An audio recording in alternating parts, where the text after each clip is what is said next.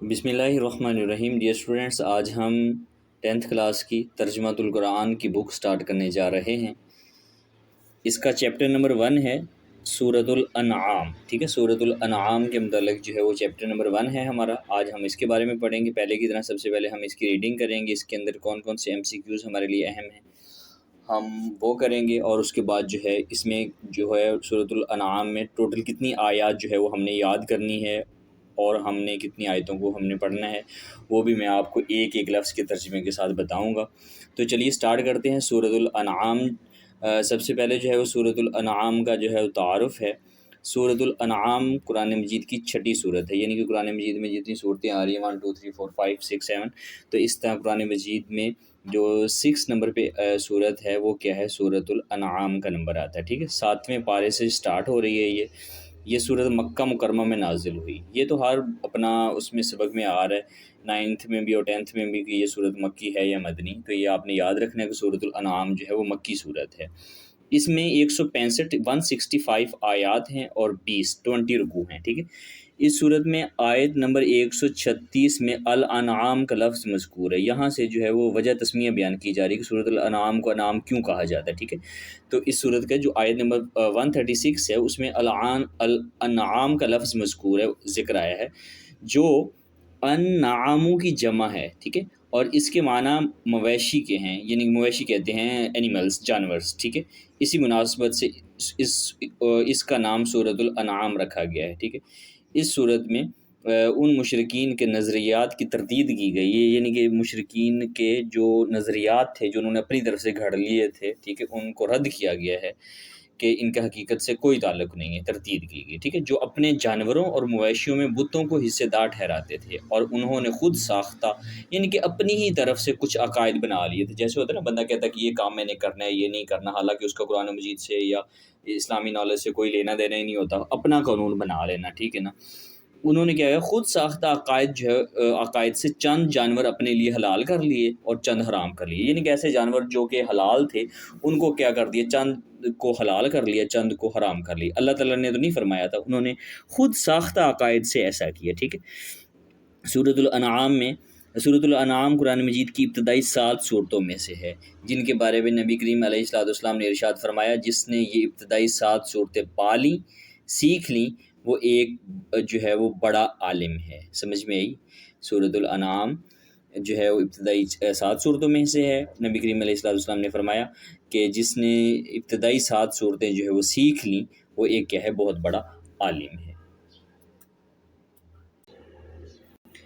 جی، سب سے پہلے ہم اس میں MCQs دیکھ لیتے ہیں کون کون سے ہمارے لیے اہم ہیں۔ نمبر 1 پہ تو ہے سورۃ الانعام جو ہے وہ اس کا نمبر کون سا ہے، تو اس کا نمبر 6 ہے۔ اسی طرح 7ویں پارے سے کون سی صورت سٹارٹ ہو رہی ہے یہ بھی اہم ہے، اور صورت جو ہے کہاں نازل ہوئی ہے، مکہ میں یا مدینہ میں، تو مکہ میں نازل ہوئی ہے۔ ٹھیک ہے، اور اس صورت میں ٹوٹل کتنی آیات ہیں یہ تو لازمی پوچھا جائے گا، اور اس میں اپنے 20 رکوع ہیں یہ بھی لازمی پوچھا جائے گا۔ یہ تو ہر کسی نہ کسی صورت کا لازمی پوچھا جا سکتا ہے کہ اس صورت کی ٹوٹل کتنی آیات ہیں اور کتنے رکوع ہیں۔ ٹھیک ہے، اور اسی طرح سورۃ الانعام جو ہے وہ الانعام کا لفظ جو ہے وہ کون سی آیت میں آیا ہے، 136 میں آیا ہے۔ ٹھیک ہے، اور اسی طرح سورۃ الانعام کی وجہ تسمیہ بھی آپ یہاں سے جو ہے لکھ سکتے ہیں، یہاں تک کہ اس سورت کی آیت نمبر 136 میں الانعام کا لفظ مذکور ہے، انعاموں کی جمع اس کے معنی مویشی کے ہیں، اسی مناسبت سے اس سورت کا نام جو ہے وہ سورۃ الانعام رکھا گیا ہے۔ ٹھیک ہے جی، ہم نیکسٹ سٹارٹ کرتے ہیں۔ نیکسٹ ہے مرکزی موضوع۔ اس صورت کا جو مرکزی موضوع ہے وہ کیا ہے، تو سورۃ الانعام کا مرکزی موضوع جو ہے وہ توحید، رسالت، آخرت اور معاشرتی زندگی، ہم جو زندگی ابھی بسر کر رہے ہیں، ٹھیک ہے، تو اس کے احکام کا بیان ہے۔ یعنی کہ سورۃ الانعام کا جو موضوع ہے اس میں توحید کا ذکر ہے، رسالت کا اور آخرت کا اور معاشرتی زندگی کا احکام کا بیان ہے۔ ٹھیک ہے، بنیادی مضامین اس میں کون کون سے مضامین جو ہے وہ شامل ہیں، کن کن ٹاپکس پہ جو ہے وہ گفتگو کی گئی، آئیے ہم ڈیٹیل کے ساتھ پڑھتے ہیں۔ سورۃ الانعام میں اسلام کے بنیادی عقائد کو تفصیل سے، ڈیٹیل سے بیان کیا گیا ہے۔ توحید کے ایسے دلائل ذکر کیے گئے ہیں، یعنی کہ اللہ کو ایک ماننے کے ایسے دلائل ذکر کیے گئے جن کا انکار ممکن نہیں ہے۔ ایسی دلیلیں دی گئی ہیں اللہ کو ایک ماننے کی جن کا انکار جو ہے وہ ممکن نہیں ہے، کوئی شخص اس کا انکار نہیں کر سکتا۔ ٹھیک ہے، اللہ تعالیٰ کی صفات اور قدرت کے دلائل کو ثابت کیا گیا ہے۔ وحی اور رسالت کا اثبات کیا گیا ہے، یعنی کہ جو وحی اپنا نازل ہوتی ہے اور رسالت کا جو اثبات ہے اس کو ثابت کیا گیا ہے، اور موت کے بعد کی زندگی یعنی قیامت کے دن کی تفصیلات، یعنی کہ قیامت والے دن جو ہے وہ کیا کیا ہوگا، ان ساری چیزوں کی تفصیلات اور جزا اور سزا کے دلائل دیے گئے ہیں، یعنی کہ قیامت والے دن جو کچھ ہوگا اس کے، اور اس دن میں جو ہے اپنا جزا اور سزا ہوگی، ان سب چیزوں کے کیا ہے دلیلیں دی گئی ہیں، ٹھیک ہے۔ اسلام کی بنیادی عقائد پر کفار و مشرکین کے اعتراضات کے کر کے ان کے جوابات جو ہے وہ احسن طریقے سے دیے گئے ہیں، یعنی کہ اسلام کے جو بنیادی عقائد ہیں ان میں جو ہے مشرکین مکہ کے جو اعتراضات ہیں ان کو کیا کر دیا، ان کو ذکر کر کے ان کے کیا ہے جوابات جو ہے وہ بہت اچھے طریقے سے دیے گئے ہیں، ٹھیک ہے۔ اسی طرح نیکسٹ پہ چلے جاتے ہیں۔ نیکسٹ ہے سورۃ الانعام میں مشرکین مکہ کو تخلیق انسانی اور تخلیق کائنات میں غور و فکر کی دعوت دی گئی، یعنی مشرکین مکہ جو مکہ کے مشرک لوگ تھے ان کو اللہ تعالیٰ نے انسان کو کیسے بنایا اور اس کائنات کو کیسے بنایا، آپ کیا ہے اس کو غور و فکر کریں، اس کی دعوت دی گئی ہے کہ آپ لوگ جائیں اور اس میں غور و فکر کریں، ٹھیک ہے۔ سورت کی ابتدا اللہ تعالیٰ کی تعریف سے ہوتی ہے، ٹھیک ہے، جس نے زمین اور آسمان اور روشنی اندھیروں، جی سورت کی ابتدا جو ہے وہ اللہ تعالیٰ کی تعریف سے ہوتی ہے، جس نے زمین، آسمان اور روشنی اور اندھیروں کو پیدا فرمایا اور انسان کو مٹی سے تخلیق فرمایا، یعنی کہ اللہ تعالیٰ اس صورت کی جو ابتدا میں اللہ تعالیٰ کی تعریف بیان ہوتی ہے، جس نے زمینوں، آسمانوں، روشنی، اندھیرا سب چیزوں کو پیدا کیا ہے اور انسان کو کیا ہے مٹی سے بنایا ہے۔ وہ انسانوں کی تمام حرکات و سکنات اور زمین و آسمان کی ہر چیز سے مکمل باخبر ہے، یعنی کہ جتنے بھی انسان دنیا میں کیا کر رہے ہیں ان کی تمام جو ہے وہ حرکات و سکنات جو ہے وہ رب تعالیٰ کو پتہ ہے کہ کون سا انسان جو ہے وہ کیا کر رہا ہے۔ اللہ تعالیٰ کی قدرت کاملہ کے بیان کے بعد مشرکین کا طرز عمل بیان ہوا ہے، ٹھیک ہے۔ اللہ تعالیٰ کی قدرت کاملہ جب بیان ہو چکی تو اس کے بعد جو ہے وہ مشرکین کا طرز عمل بیان ہوا ہے کہ مشرکین جو ہے وہ کیا طرز عمل اختیار کیے ہوئے ہیں، کیا کام وہ کر رہے ہیں۔ ان کے پاس جب بھی حق آیا تو انہوں نے اعراض کیا، یعنی کہ منہ موڑ لیا، اس کا انکار کر دیا۔ مشرکین نے ہمیشہ توحید کی دعوت دینے والی ہستیوں کا مذاق اڑایا، یعنی کہ ایسی ہستیاں جنہوں نے جو ہے وہ توحید کی دعوت دی، اللہ کو ایک ماننے کی دعوت دی، انہوں نے کیا کیا، ہمیشہ اس کا مذاق ہی اڑایا ہے، ٹھیک ہے۔ انبیاء کرام علیہ السلام کو ساحر کہا اور فرشتوں کے نزول کا مطالبہ کیا، جی یہاں تک۔ جی سب سے پہلے یہاں پہ ایک لفظ استعمال ہوا، آپ دیکھیں ساحر کہا، ساحر کس کو کہتے ہیں؟ ساحر کہتے ہیں، ساحر کا لفظی معنی ہوتا ہے جادوگر، ٹونے ٹوٹکے کرنے والا، ٹھیک ہے۔ تو انبیاء کرام کو انہوں نے کہا ساحر یعنی کہ جادوگر کہا۔ تو سب سے پہلے ہم اس میں MCQs دیکھ لیتے ہیں کون کون سے اہم ہیں۔ نمبر 1 پہ تو یہ ہے کہ توحید کی دعوت دینے والی ہستیوں کا مذاق جو ہے وہ کس نے اڑایا ہے؟ توحید کی دعوت دینے والی ہستیوں کا مذاق جو ہے وہ کس نے؟ مشرکین مکہ نے اڑایا، ٹھیک ہے۔ انبیاء کو ساحر جو ہے وہ کس نے کہا ہے؟ تو انبیاء کرام کو ساحر جو ہے وہ کنہوں نے کہا ہے؟ اپنا مشرکین مکہ نے کہا، ٹھیک ہے۔ سورۃ الانعام کے مطابق انسان کی تمام حرکات و سکنات اور زمین و آسمان کی ہر چیز سے باخبر ہے۔ کون باخبر ہے؟ اللہ تعالیٰ باخبر ہے، ٹھیک ہے۔ اسی طرح یہ بھی پوائنٹ آپ کے لیے اہم ہے کہ فرشتوں کے نزول کا جو ہے وہ مطالبہ کس نے کیا ہے؟ تو فرشتوں کے نزول کا مطالبہ جو ہے کس نے کیا ہے؟ مشرکین مکہ نے کیا یا مشرکین نے کیا، ٹھیک ہے۔ اور اسی طرح جو ہے اس میں سوال جو ہے وہ اہم یہ ہے کہ سورۃ الانعام میں اسلام کے کون سے بنیادی عقائد کو اپنا ذکر کیا گیا ہے؟ تو آپ لکھ سکتے ہیں کہ اسلام کے بنیادی ارکان جو ہے وہ ان کو ذکر کیا گیا، جس میں اپنا توحید ہے، رسالت ہے اور کیا ہے معاشرتی زندگی ہے، ٹھیک ہے۔ آپ یہ ہیڈنگ دے کے آپ اس کی تھوڑی سی ڈیٹیل بھی لکھ سکتے ہیں۔ توحید جو ہے وہ اللہ تعالیٰ کو ایک ماننا، جیسے کہ آپ لکھ سکتے ہیں کہ جن کا انکار ممکن نہیں، اللہ تعالیٰ کی صفات و قدرت کو ثابت کیا گیا ہے، ٹھیک ہے۔ اور اسی طرح رسالت کی تھوڑی سی ڈیٹیل لکھ سکتے ہیں کہ دوسرے عقیدے رسالت کو تفصیل سے بیان کیا گیا ہے کہ وحی اور رسالت کے اسبات پر جو ہے وہ کیا ہے دلائل دیے گئے ہیں۔ اسی طرح آخرت کے بارے میں بھی لکھ سکتے ہیں کہ موت کے بعد جو ہے وہ زندگی، قیامت کے دن کی تفصیلات اور جزا اور سزا، یہ ساری چیزیں جو ہے اس صورت کے اندر کیا ہے بیان ہوئی ہیں، ٹھیک ہے۔ اور اسی طرح سورۃ الانعام مشرکین کو کیسے غور و فکر کی دعوت دی گئی ہے؟ تو مشرکین مکہ کو تخلیق انسانی اور تخلیق کائنات میں غور و فکر کرنے کی دعوت دی گئی ہے۔ جی نیکسٹ ہے اس صورت میں مشرکین طرز عمل ذکر کیا گیا کہ جب وہ دلائل کے سامنے عاجز آ جاتے ہیں، یعنی کہ جب ان کو کوئی دلیل دی جاتی ہے تو ان کے پاس کوئی عاجز آ جاتے ہیں، ان کے پاس کوئی جواب ہی نہیں ہوتا، ٹھیک ہے، وہ چپ ہو جاتے ہیں، تو وہ ایمان لانے کی بجائے بے بنیاد اعتراضات شروع کر دیتے ہیں، یعنی کہ جب ان کو کوئی دلیل دی جاتی ہے وہ ان کا دل تو مان رہا ہوتا ہے لیکن کیا ہے وہ اس کو ماننے کی بجائے کیا بے بنیاد قسم کے ایسے فضول قسم کے اعتراضات جو ہے وہ کیا کر دیتے ہیں، سٹارٹ کر دیتے ہیں، ٹھیک ہے۔ توحید کے دلائل کا ذکر کرتے ہوئے یہ بیان کیا گیا کہ زمین و آسمان کا خالق صرف اور صرف اللہ تعالیٰ ہے، وہ لوگوں کو کھلاتا ہے، پلاتا ہے، دکھ اور تکلیف کو دور کرنے والا اور ہر قسم کی بھلائی کا مالک ہے اللہ تعالیٰ، ٹھیک ہے۔ اگر وہ کسی کی سماعت مطلب سننا اور بصارت کا مطلب ہوتا ہے دیکھنا کو اچانک ختم کر دے، یعنی کہ کسی چیز کے کو سننے اور دیکھنے کی جو صلاحیت ہے وہ ختم کر دے، تو اس کے سوا یہ صلاحیت واپس نہیں لوٹا سکتا، یعنی کہ اللہ ہی ہے جو اس کی جو یہ صلاحیت اس نے واپس دی ہے، وہ کیا ہے اس انسان کو واپس کر سکتا ہے، اللہ کے علاوہ اور کوئی نہیں کر سکتا، ٹھیک ہے۔ اس کے خزانوں اور زمین و آسمان کے غیب کو اس کے سوا کچھ نہیں جانتا، یعنی کہ زمین اور آسمان میں جتنے بھی خزانے ہیں، بہت ساری چیزیں چھپی پڑی ہیں، اللہ کے علاوہ ان کو کوئی نہیں جانتا، اللہ تعالیٰ ہی کے پاس غیب کی چابیاں ہیں، خشکی اور تری کی ہر چیز کا علم اسی کے پاس، یعنی کہ خشکی اور تری میں جتنی بھی چیزیں ہیں، سب چیزوں کا علم جو ہے کس کے پاس ہے، اللہ تعالیٰ کے پاس ہے، ٹھیک ہے۔ اللہ تعالیٰ کے علم اس قدر وسیع ہے کہ روئے زمین پر کوئی پتہ بھی گرے تو اس کے علم میں ہوتا ہے کہ یہ جو پتہ بھی گرا ہے، یعنی کہ چھوٹی چھوٹی چیز کا بھی علم ہے، وہی ساری کائنات پر غالب اور ہر چیز کی خبر جو ہے وہ کیا ہے، رکھنے والا ہے، ٹھیک ہے۔ نیکسٹ ہے توحید اور قدرت الہی پر دیے گئے دلائل کے ضمن میں حضرت ابراہیم علیہ السلام کے ساتھ ساتھ دیگر انبیاء علیہ السلام کا تذکرہ بھی کیا گیا ہے، ٹھیک ہے۔ یہ تمام انبیاء کرام علیہ السلام توحید کی دعوت دینے والے اور شرک سے بچنے کی تلقین کرنے والے تھے، یعنی کہ سارے کے سارے جتنے بھی انبیاء کرام تھے وہ شرک سے لوگوں کو منع کرتے تھے اور کیا ہے اللہ کی توحید کی دعوت دیتے تھے۔ نیکسٹ ہے سورۃ الانعام میں نبی کریم علیہ الصلوۃ والسلام کو مخاطب کر کے یہ کہا گیا کہ آپ خاتم النبیین صلی اللہ علیہ وآلہ وسلم وحی الہی کی پیروی کریں، یعنی کہ جو اللہ تعالیٰ نے نازل کیا ہے اس کی کیا کریں، پیروی کریں، اور مشرکین سے اعراض برتیں، یعنی کہ انہوں نے ایمان نہیں لانا، ان کو پتہ ہے اللہ تعالیٰ کو انہوں نے ایمان نہیں لانا، آپ کیا ہے وہی الہی کی پیروی کریں بس۔ اللہ تعالیٰ نے آپ صلی اللہ علیہ وسلم کو ان مشرکین پر نگہبان یا محافظ بنا کر نہیں بھیجا، ٹھیک ہے۔ نبی کا کام ہوتا ہے وہ لوگوں تک دین پہنچا دے، ٹھیک ہے، زبردستی نہیں کر سکتا کوئی بھی نبی، ٹھیک ہے، دین پہنچا دیا گیا، اب ان لوگوں کی مرضی ہے کہ وہ ایمان لے کر آئے اور وہ ایمان لے کر نہ آئے، ٹھیک ہے۔ اس دین اسلام میں کسی قسم کی کوئی زبردستی نہیں ہے، لوگوں تک حق بات پہنچا دیں، آگے ان کی مرضی ہوتی ہے کہ وہ ایمان لے کر آئیں یا نہ لے کر آئیں، ٹھیک ہے۔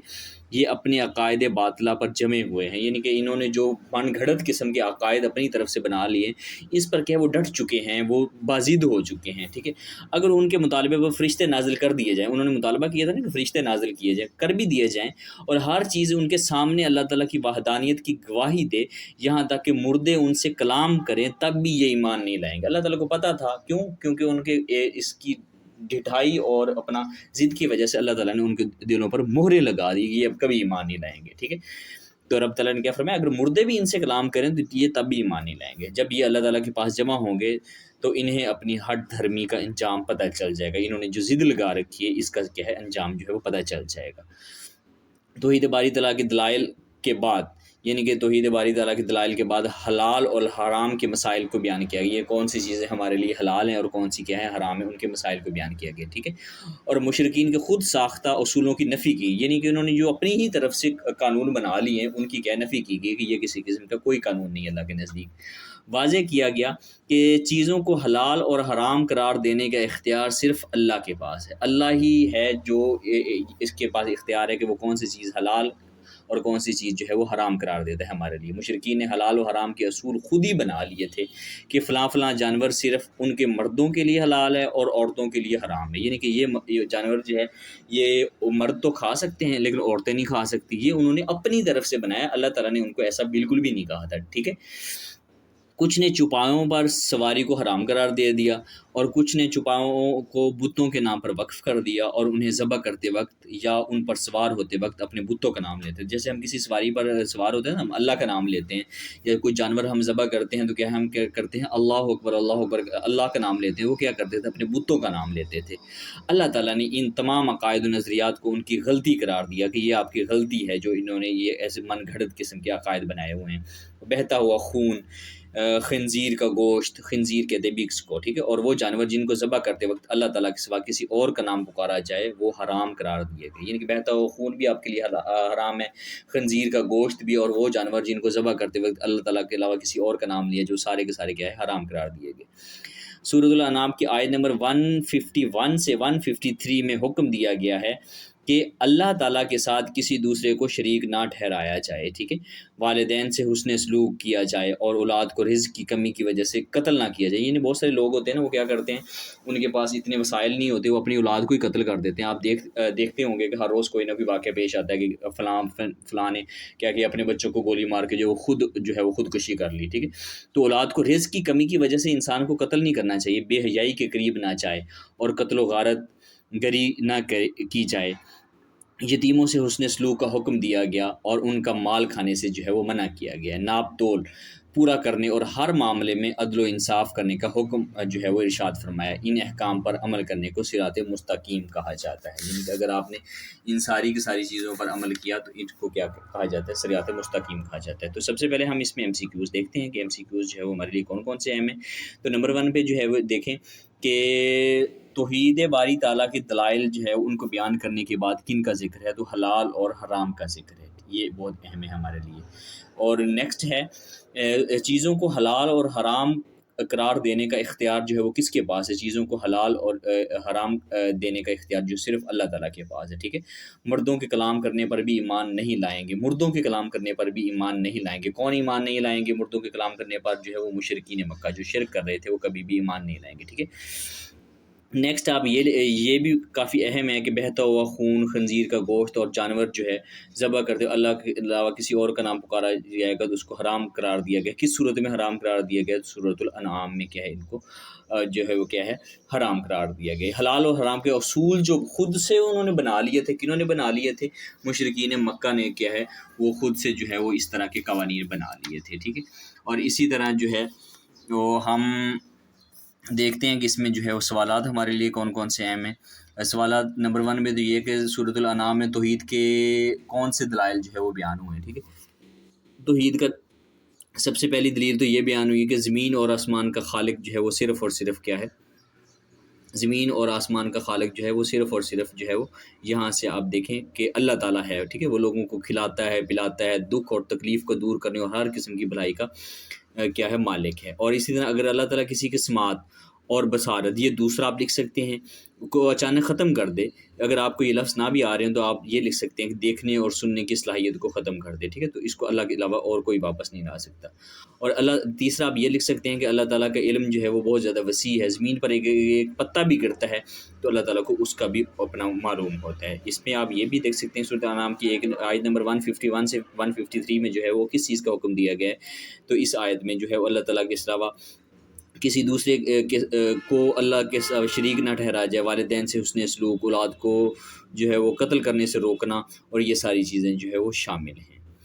جی نیکسٹ ہے سورۃ الانعام میں حضرت ابراہیم علیہ السلام کا تذکرہ بیان کریں تو اس میں یہ آیت ہے، ان صلاتی و نسکی و محیای و مماتی للہ رب العالمین، بے شک میری نماز اور میری قربانی، میرا جینا اور میرا مرنا وہ اللہ کے لیے ہے جو تمام جہانوں کا رب ہے۔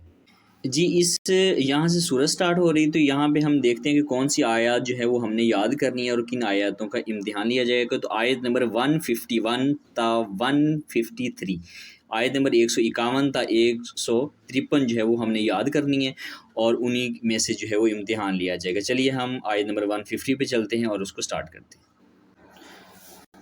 جی کافی آسان سی آیت ہے، آپ دیکھیں تو رکوع نمبر 5 یہاں سے وہ آیت نمبر وہ 151 وہ سٹارٹ ہو رہی ہے۔ تو چلیے ہم اس کو پڑھتے ہیں۔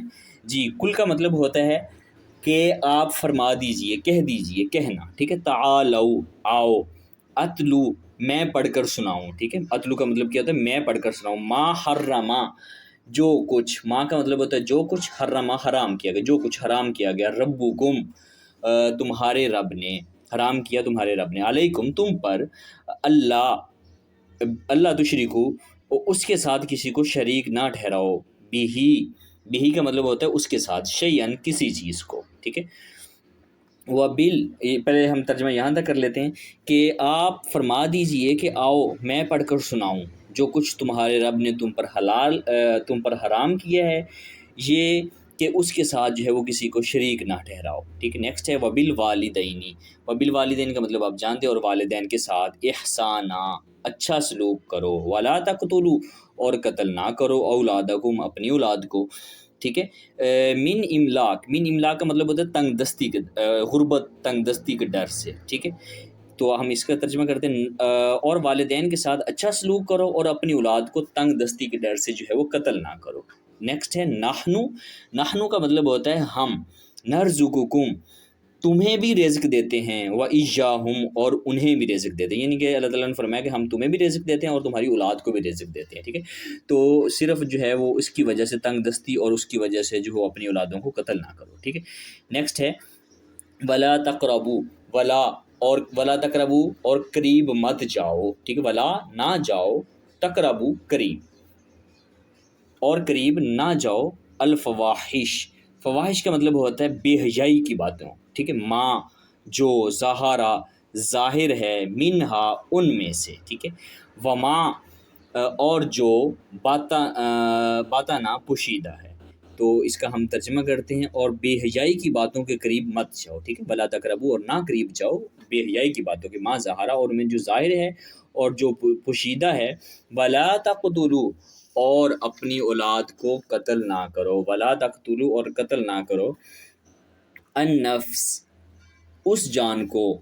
التی، جسے. ٹھیک ہے، اس جان کو قتل نہ کرو جسے حرما، حرام ٹھہرایا ہے اللہ نے. ٹھیک ہے، یعنی کہ کہنے کا مطلب یہ ہے کہ اور نہ حق اس جان کو قتل نہ کرو جسے اللہ نے کیا ہے حرام کرا دیا. یعنی کہ اللہ نے اپنی جو اولاد ہے اس کو قتل کرنے سے منع کر دیا ہے، تو ہمیں یہ کام حرام ہے کہ اپنی اولاد کو کوئی کیا ہے اس کو قتل کر دے. نیکسٹ ہے ذالکم. اللہ بالحق، حق ٹھہرایا ہے. ذالکم کا مطلب ہوتا ہے یہ ہے. وصاکم، اللہ تمہیں وصیت فرماتا ہے. جن کی لعلکم، تاکہ تم. تاکلون کا مطلب ہوتا ہے سمجھ سکو. ٹھیک ہے، وہ باتیں جن کی اللہ تمہیں نصیحت فرماتا ہے، وصیت فرماتا ہے تاکہ تم کیا ہے سمجھ سکو. نیکسٹ ہے ولا تقربو، اور نہ قریب جاؤ. ٹھیک ہے، اور قریب مت جاؤ. تقربو قریب مت جاؤ. مال الیتیمی، یتیم کے مال کے. الا، مگر. باللتی، جو. احسانو کا مطلب ہوتا ہے بہت اچھا ہو. ٹھیک ہے، حتی، یہاں تک کہ اب یبلغا، وہ پہنچ جائیں. اشدہ، اپنی جوانی کو. ٹھیک ہے، اور قریب مت جاؤ یتیم کے مال کے مگر اس طریقے سے جو بہت اچھا ہو، یہاں تک کہ وہ اپنی جوانی کو پہنچے. یعنی کہ جو یتیم کا مال ہے اس کو آپ جو ہے وہ اچھے طریقے سے جو ہے اس کو خرچ کر سکتے ہیں. مثال کے طور پر میں کسی یتیم کی پرورش کرتا ہوں تو میں اس کا مال ہے تو میں اس کو، چلو میں نے کہا پڑھا ہوا ہے، میں کسی بزنس میں لگا دیتا ہوں، وہ بڑھ جائے گا، کل کو اس کا گھر بن جائے گا. اس طرح میری ایک اچھی نیت ہے، تو اس طرح آپ اس کا مال جو ہے وہ کیا خرچ کر سکتے ہیں، مگر اس کا مال آپ ہڑپ نہیں کر سکتے. ٹھیک ہے، اس کا مال کے قریب جو ہے وہ حرام طریقے سے آپ نہیں جا سکتے، تاکہ آپ بعد میں اس کو دیں نہ. جب وہ اپنی جوانی کو پہنچ جائے تو انصاف کے ساتھ اس کا جو کچھ بنتا ہے آپ کیا کرتے ہیں اس کو دے دیں.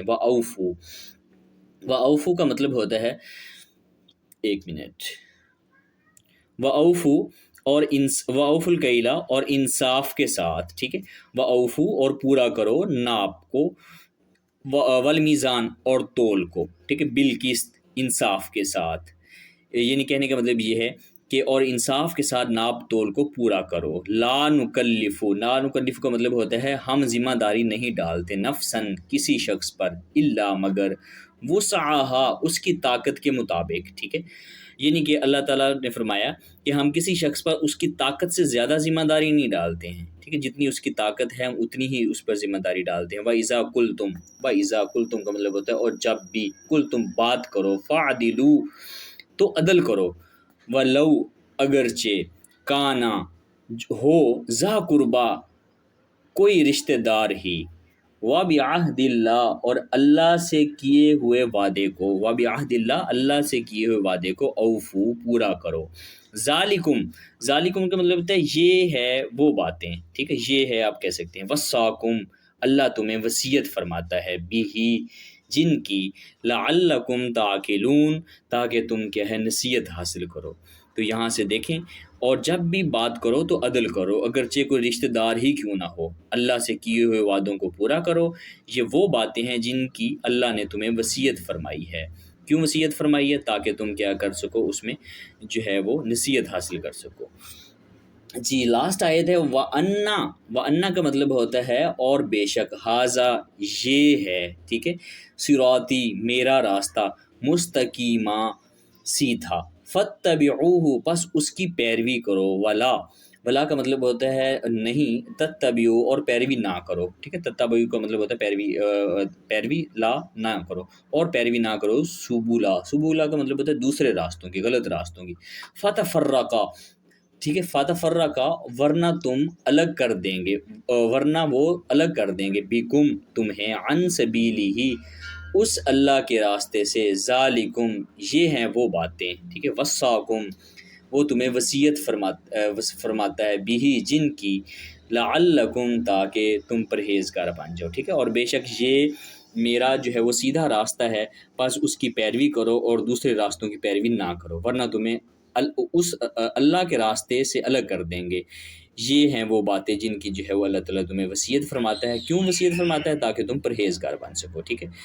تو چلیے ہم اس کے اینڈ پہ چلتے ہیں، تو اینڈ پہ آپ یہ دیکھ سکتے ہیں کہ سورۃ الانعام کی آیت نمبر 150 تا 153 کا با محاورہ ترجمے کا امتحان لیا جائے گا، ان میں سے کوئی بھی آیت آ سکتی ہے، ٹھیک ہے، تو آپ نے یہ یاد کرنا ہے۔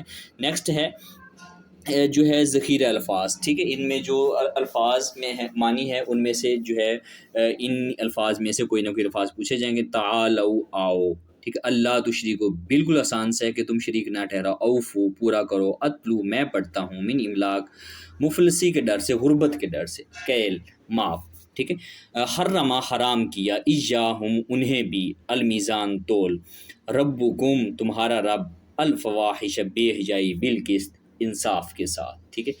تو نیکسٹ ہے اس میں ایم سی کیوز دیے گئے ہیں، تو ایم سی کیوز ہم نے ابھی حل کرنے ہیں۔ سب سے پہلا ایم سی کیوز ہے کہ مشرکین کے نزدیک حلت و حرمت کا معیار کیا تھا، ٹھیک ہے، تو حلت اور حرمت کا اپنا معیار جو ہے وہ مشرکین کے نزدیک جو ہے وہ کیا تھا؟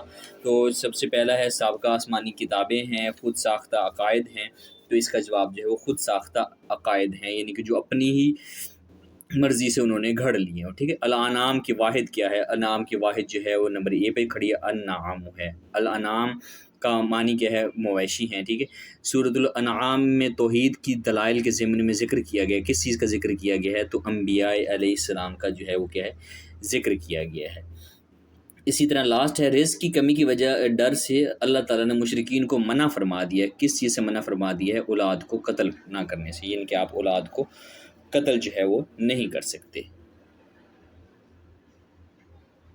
جی یہاں سے سوال نمبر 2 سٹارٹ ہو رہا ہے کہ مختصر جوابات دیجیے، تو اس کے جو ہے آپ جانتے ہیں 3 یا 4 5 سوالات ہوتے ہیں۔ سوال نمبر 1 ہے سورۃ الانعام کا مرکزی موضوع کیا ہے، ٹھیک ہے۔ سورۃ الانعام کا مرکزی موضوع توحید، رسالت اور آخرت اور معاشرتی زندگی کے احکام کا بیان ہے۔ سورۃ الانعام کی فضیلت میں ایک حدیث مبارکہ کا مفہوم لکھیں، تو آپ لکھ سکتے ہیں کہ نبی کریم علیہ السلام نے ارشاد فرمایا، یہ ابتدائی 7 صورتیں پالی جس شخص نے، وہ کیا ہے؟ بہت بڑا عالم ہے۔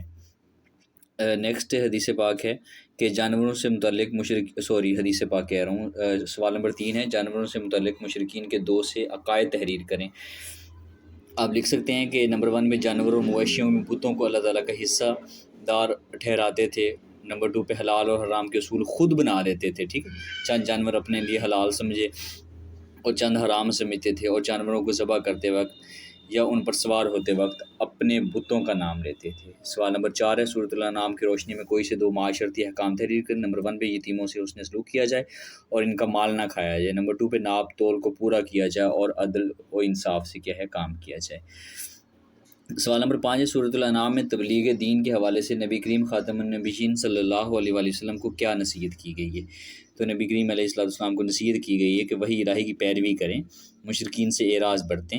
اللہ تعالیٰ آپ خاتم النبیین کو مشرکین پر نگہبان بنا کر نہیں بھیجا، ٹھیک ہے، یہ مشرکین اپنے عقائد باطلہ پر جمے ہوئے ہیں، اگر ان کے تمام مطالبات پورے بھی کر دیے جائیں تب بھی یہ ایمان نہیں لائیں گے، ٹھیک ہے جی۔ سوال نمبر 3 ہے، سوال نمبر 3 میں جو ہے وہ آپ جانتے ہیں کہ اپنا لفظوں کے معنی لکھنے ہوتے ہیں، تو 5 لفظ ہیں اس میں، تعالو آؤ، اوفو پورا کرو، ربکم تمہارا رب، من املاک انصاف کے ساتھ، بالقسط مفلسی غربت کے ڈر سے، ٹھیک ہے۔ اسی طرح سوال نمبر 4 جو ہے اس میں جو ہے وہ 3 آیتیں دی ہوتی ہیں، تو آپ نے ان کا ترجمہ کرنا ہوتا ہے۔ تو ترجمہ میں نے آپ کو ایک ایک لفظ کا ویڈیو کے جو ہے وہ درمیان میں بتا دیا ہے جب ہم نے آیتیں پڑھی ہیں۔